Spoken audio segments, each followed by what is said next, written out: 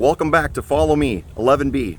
Discussions on current events, macroeconomics, and freedom and liberty from a veteran's perspective. I'm Andy Dahlman. Today, I'd like to talk to you about the subject of wokeism and the woke movement.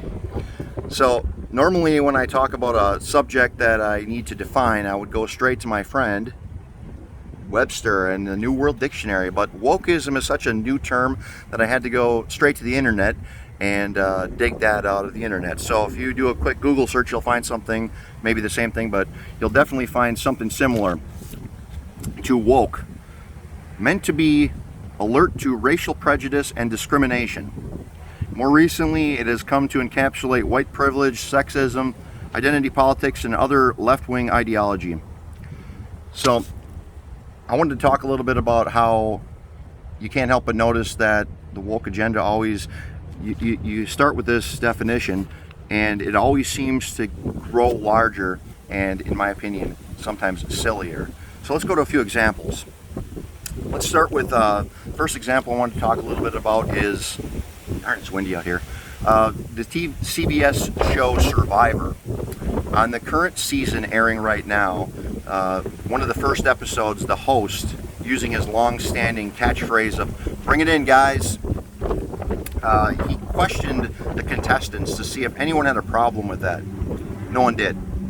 It was, I believe, the next day of the show, about 10 minutes in showtime, in real time, but approximately the next day, when they came in to stand before him the next time, he asked, one of them interrupted and brought up his original question again and said that he had a problem with the phrase "guy," the "bring it in, guys," specifically because of the word "guys." And the crazy part was, it was a guy, so no one else but a guy had a problem with the term "guys." So that was a little silly, in my opinion. Another wokeism that's kind of silly, weird, in my opinion, is the news from DC Comics in the last several weeks, 3-4 weeks, that two characters, one very long-standing character, Tim Drake, Robin, the Boy Wonder, Batman's partner, and the new Superman, John Kent, Jon, son of Kal-El, son of Clark Kent and Lois Lane, they both come out as bisexual. The weird thing is, Robin, Tim Drake, has been a long-standing character in the DC universe for 32 years. He's had relationships with female characters in the past, and now DC seems to be jumping on the woke bandwagon to make their character base more gay. I don't know how else to say it.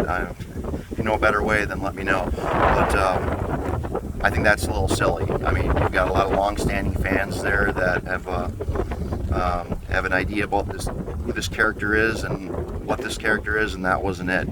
I have a little bit more sympathy for the John Kent character because he originally appeared in 2015, and he's still relatively new. I mean, he's been around for about 6 years, but not 32 years. So if they want to make a character that's bisexual, fine, but it's kind of weird to change a character that's been around for that long and completely change the character dynamics. So this kind of all feels like some pretty blatant woke propaganda, groupthink, check the box, pandering, jump on the bandwagon, or else we'll sick our Twitter mobs and our social media hordes on you and destroy your business and your reputation and so on and so forth.